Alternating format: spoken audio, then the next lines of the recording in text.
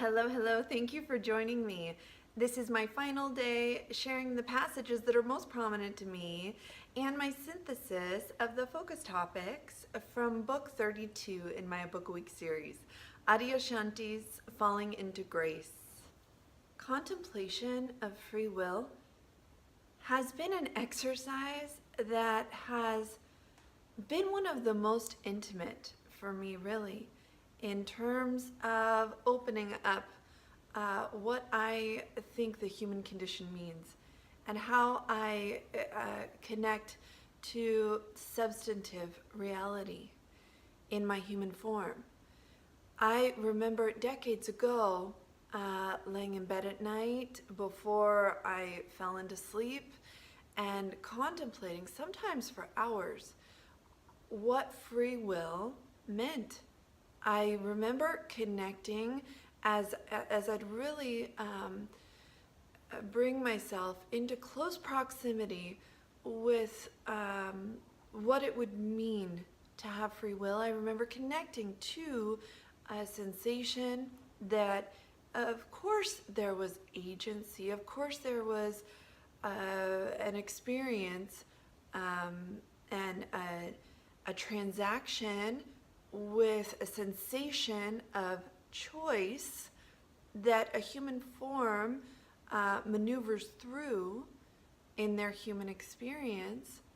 And then I remember flipping the coin and observing the other side and observing the many interactions with the sensation of choice that I'd had in my human form, and the way that I reflected on those in my history had a different texture.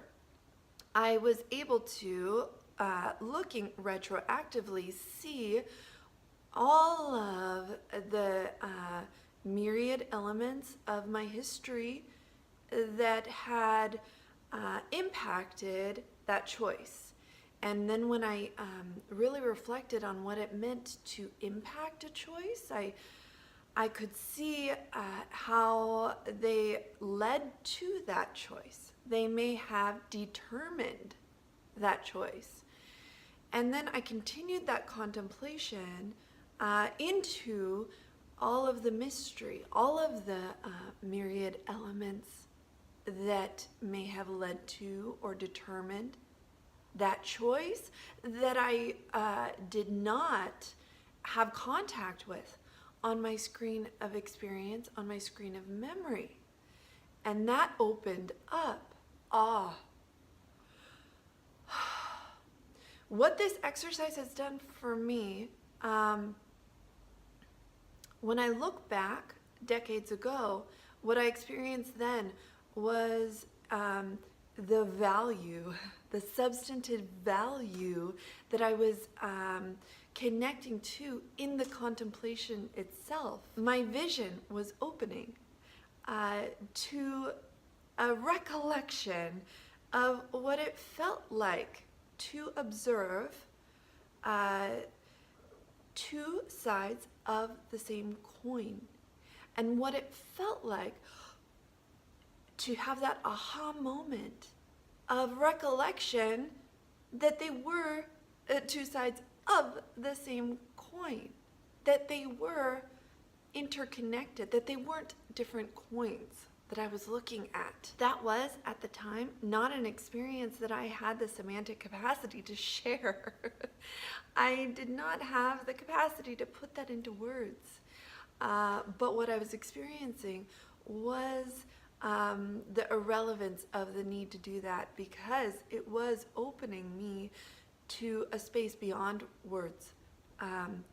This is where I find the most value in our exploration of free will, is in the contemplation itself and in the many opportunities for opening that I think would be distinct, likely, for each of our human forms and the patterning that they're manifesting. And so, of course, I'd recommend it to all of us. Something that I'm noting in my studies that I want to share today is that as I continue to study and read and listen to different reflection points in the curriculum of contemplation, I am connecting to the semantic capacity to express what we are connecting to when we move beyond the form, the matter of symbols that separate us from reality. When we are experiencing the many elements of the human condition, and we conceptualize in order to wrap what we are experiencing in some agency, in some sensation of control. We are conceptualizing in order to categorize what we are experiencing in our neurology, which is one of the very things that separates us from the experience, from the eternal present. And what I'm noticing there is that when we reconnect to the eternal present, what we are opening to in that vast spaciousness that is so often characterized by bliss, by cool calm, what we are connecting to there is something that many mystics and sages throughout history have called the divine. And so, when we are talking about free will, I think that the main question that is coming up for me decades into my contemplation of free will is, what do we mean by it? What do we mean by freedom? And who is willing? Who is the agent of this will that we are speaking of? And that is where we find the essence of our contemplation. Because when we maneuver into expansion, what we are opening our human finite forms to is a connection to the origin of our energy. And so when we are talking about the origin of our energy willing us, we're talking about a very different thing than our egos, our mechanisms of human form in the attempt to control and conceptualize our experience, our egos. When we talk about what they may be willing, free will means a completely different thing. And so that's where I want to take this today, is the question, what do we mean? Who is willing? Who is willing when we are thinking about what free will means to us? I'm going to loop this around into my first reading of the day. I'm on page 179 and I'll move to page 180. To illustrate what I mean by true autonomy, I will use the examples of two of the true spiritual greats in our history, Jesus and the Buddha. We usually think of both Jesus and the Buddha as ones who knew their innate oneness with being. With Jesus, it would be his oneness with God. In Buddha, it would be his enlightenment or his oneness with everything. But this isn't the great realization of these awake beings. There's another reason why we put them on our altars and why so many people worship them and follow their teachings. What I want to suggest here is that it's not just that they realize their oneness with God or their oneness with existence, but both of them, in their own unique way, discovered their own true autonomy. Jesus is a great example of this. He was someone who really did stand in his own two shoes, as my teacher would say, which means he occupied his own life. He embodied his humanness in such a way that it didn't cause him to be separate. Rather, it allowed spirit to occupy his human life in a very awake way. There's a certain autonomy that comes with that. It's almost as if it allows life to flower in a totally unique way, in a way that's never been. So someone like Jesus was not the outcome of a whole line of others before him. He wasn't the natural extension of what had come before. Rather, he embodied a radical breaking away from the past.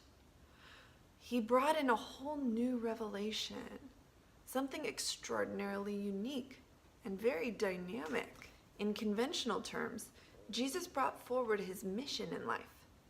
Our egos usually think of missions as something along the lines of what we're meant to do or what we're supposed to do, which is in large part a mentally created idea.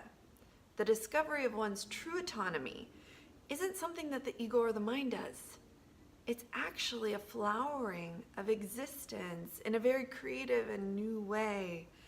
It was Jesus' willingness to live out that unique expression of oneness, to live that unique expression of God in form that was so transformative.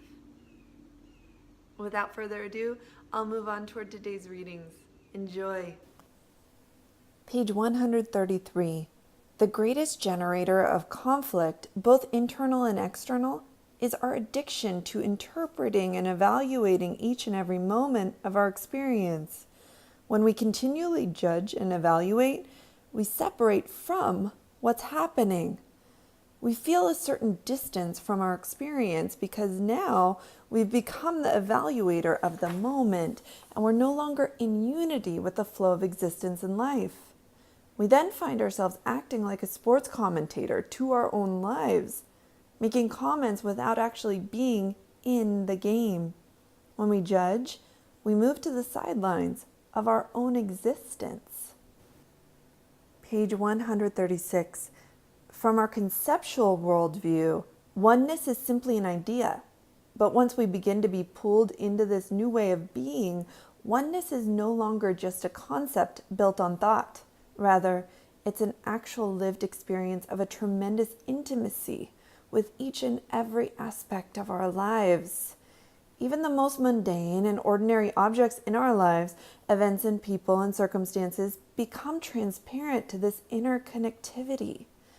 What's actually happening is that we're beginning to see the face of the divine in each and every moment of our lives. Page 163. One of the most important steps in the process of coming to the end of suffering is seeing that there's something deep inside of us that actually wants to suffer, that actually indulges in suffering. There's a piece of us that wants to suffer because it is through suffering that we maintain this wall of separation around us. It is through our suffering that we can continue to hold on to everything we think is true. Wearing this veil of suffering, we don't really have to look at ourselves and say, I'm the one that's dreaming. I'm the one that's full of illusions. I'm the one that's holding on with everything I have. It's much easier to see that the other person is caught in illusion. That's easy. So-and-so over there, they're completely lost in illusion. They don't know the truth. It's a whole other thing to say, no. I'm the one who is caught in illusion. I don't know what's real. I don't know what's true. And part of me actually wants to suffer because then I can remain separate and distinct. Page 178. I began to realize that our spiritual unfolding doesn't really have a goal called awakening or enlightenment. There's not an end point. To spiritually awaken or become enlightened is actually something that allows another movement to happen, and another, and another, and another. Spiritual awakening is the ground from which a whole new movement of spirit starts to occur. And that new movement that comes out of our own sense of freedom is what I call awakening into our true autonomy. Page 198. Our autonomy is discovered in each and every moment. It requires a fierce embrace of life and of our existence, because the true expression of our spiritual nature is love. And love isn't what we think it is. Love is synonymous with this fierce embrace of life. Love is seeing yourself as everything and as everybody. And that seeing is not for your mind. It's not meant for your ego. You can never see all as one with your ego. You can only see it from your essence. Page 202. The manifest world around us is nothing but the interaction of opposites, of nighttime turning to daytime, daytime turning back to nighttime, of love and hate, of breathing in and breathing out, of good and bad, of should and shouldn't. Everything in the manifest world operates through this flux and flow of opposites. In some ways, these distinctions are necessary. Life itself couldn't exist without opposites, without night and day, without breathing in and breathing out. If you look closer, you'll find that within most human beings, we find the same opposites, the good and the bad, the right and the wrong, what I should and what I shouldn't do, what I imagine should happen and what shouldn't happen. And this world of opposites informs the functionings of our minds. It provides a framework in which our minds can operate. So how can these sages say that this is not the world that's true to them, not the world where they essentially are? They may operate in this world, they may seem to exist in it, but really, where their consciousness is, where their real home is in another world. It's vitally important that we understand these two worlds. The conventional world is the world of our imagination, of duality, of right and wrong. This is the world in which we most often interact. When our minds operate in this relative world, our only choice is to relate to life in terms of opposites. The egoic state of consciousness is defined by duality, good and bad, right and wrong, form and formlessness, spirit and matter. This is the state of consciousness that we're in when we're identified with ego. It's the state of consciousness where it's always either this or that. It's not this and that. Either I'm right or I'm wrong. Either you're right or you're wrong. There's a whole other state of consciousness, a state of consciousness that isn't of the world of duality. This is the state of consciousness that Jesus referred to as the kingdom of heaven. The kingdom of heaven is really the state of consciousness that's beyond duality, that's not living within the confines of duality. Page 216. When we see with our true eyes, all around us is the divine. We were chasing for happiness, the end of sorrow, peace, freedom, God, enlightenment. And when we finally come to the deepest vision of reality, what we realize is we never had to go anywhere. The divine is always present. When we look out the window, there's a tree, a garbage can, the grass, a flower, a human being. All of this is actually the face of God. Look in the mirror. That's what God looks like today. Look out the window. That's your true self. That's your true nature being manifest as this moment. Page 218. The more we stop and the more we let go, the more our consciousness naturally opens. The more we question our conclusions, the more the doorway opens for us to have a wider and wider vision. The deeper we see into the reality of things, the more our heart opens to include everything. Because if we're really feeling into our deepest reality and truth, the heart isn't something that would want to escape from what is here and now. Rather, our hearts are already embracing everything. We can allow our hearts to be big enough to be broken. This is the final passage I'll read from this book. I'm on page 231. Freedom is something that's right in the midst of this moment. When we begin to surrender our demand that life change, that life alter itself to suit our ideas, then everything opens. We begin to awaken from this dream of separateness and struggle, and we realize that the grace we were always seeking is actually right there at the center of our own existence.